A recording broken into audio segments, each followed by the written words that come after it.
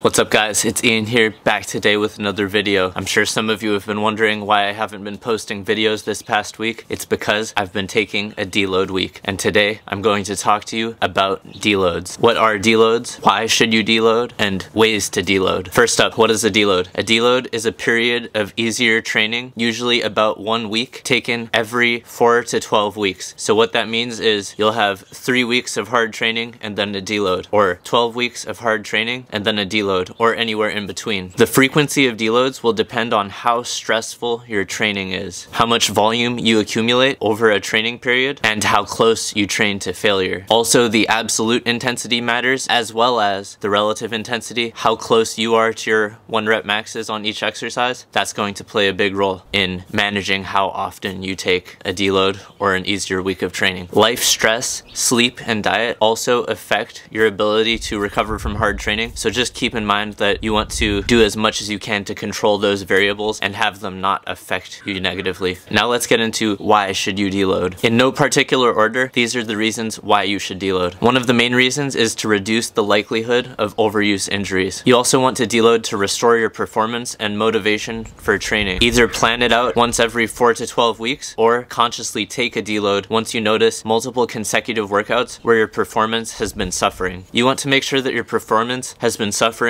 for reasons unrelated to sleep, life stress, and diet. So try to really dial in your sleep, life stress, and diet. And if you still have multiple consecutive workouts where you're feeling beat up or unable to make forward progress, then you can consider taking a deload, even if it's not planned into your training calendar. Alright, now that we've covered what a deload is and why you should consider taking a deload, let's talk about ways to deload. The first, most common way to deload is by reducing volume. This is mostly recommended after a volume accumulation or hypertrophy block. The first strategy for reducing volume is to reduce the number of sets per workout, and thus the number of sets per week for that week, by 1/2 to 2/3 of your normal amount of working sets. Another option is to hold the number of sets constant and to reduce the number of repetitions performed in each set by 1/2 to 2/3 the number of repetitions you would normally perform in each of those sets. You can consider some combination of reducing the number of repetitions and the number of working sets if you feel super beat up. If an exercise is easier on a rep for rep basis, I generally like to reduce volume instead of intensity. Now let's talk about reducing intensity. I mostly recommend reducing intensity after a peaking block or intensity accumulation phase. This is a period of lower overall volume. The average exercise quality is going to be of a greater intensity for the competitive exercises or the exercises that you're trying to focus on increasing the intensity, and then your other exercises in that block are going to be catered towards trying to maintain as much muscle mass as you can with the reduced training volumes. After a peaking block or intensity accumulation phase, my recommended method for deloading is to hold the volume consistent, but to reduce the intensity of each of your working sets by 1/2 to 2/3 of your normal working sets. If you're performing weighted calisthenics or lifting weights, this is a good option. If you're not yet adding weights to your calisthenics exercises, consider performing band-assisted movements to reduce the intensity. If you don't have access to bands, I'll cover some other methods that you can use to deload later in this video. If you're in a peaking block, reducing the absolute intensity of your training is going to be a good option because volume wasn't the key contributing factor towards your training stress. The relative and absolute intensities were the main contributing factor there. So reducing the volume after a peaking block won't really make that much sense. It makes more sense to manipulate the intensity variable following a high intensity block. If you feel super beat up, you can consider reducing volume and intensity. Some combination of these together is going to yield even more effective of a deload week. You will lose slightly more fitness, but the idea is that the trade-off is worth it to restore your motivation for training and to reduce the likelihood of overuse injuries. Play around with your program design and figure out what allows you to de-stress your connective tissues and restore your motivation for training the most, so that way you can hit the ground running in your next training block. The last method for deloading is going to be a pivot block. Instead of reducing your volume or intensity on the same exercises from the previous block, you'll restart a new block of different movements with both reduced volume and greatly reduced intensity. This means your new block will start out at an intensity of anywhere from 1/2 to 1/3 of the previous block, which means a reduction of 1/2 to 2/3 of the overall intensity, in order to restart a new training block with exercises that you're resensitized to. It can be a good idea to pivot whenever your goals change or once every 8 to 16 weeks. If you're noticing that you're becoming resistant to the exercises that you're performing and the ratio of fatigue to gains isn't as good as it could be. Now, if your goals are actually the same and you're noticing that some of the exercises from the previous block are still yielding a really good fatigue to gains ratio, then you can consider keeping those exercises in and just taking out a few exercises. You don't have to change every single exercise in a pivot block. You can just change some of the exercises and kind of reorganize your training plan in that manner. Overall, a deload week is a good opportunity to organize your next training block and reassess your goals. Figure out which exercises that you want to focus on the most in your next training block. So if you've seen some type of skill or movement that you're interested in learning and you want to know how to program it into your next training block, this is a great opportunity to figure out where it would go into the next block, how other people have organized training blocks focusing on developing certain skills, and that's going to allow you to have the greatest chance of succeeding in your next training block. My last tip is going to be to eat close to maintenance if you're on a diet. Try to sleep well and reduce your life stress as much as possible. This is going to really give you the most restorative effects of the deload week. If you're undersleeping and undereating, you're really sacrificing a lot of the benefits that you could have had from that deload week. So make sure you're really doing as much as you can to benefit from this period of easier training. If you take a deload week and then you're starting to miss meals and undersleep because you feel like it doesn't matter, it's very likely that your return to training won't be as productive as it could have been. Hopefully you found this video useful. Let me know if you want me to clarify any points that I went over or discuss any of the points more in depth, and let me know down below what you'd like to see in the next video. Thank you for watching and have a good day.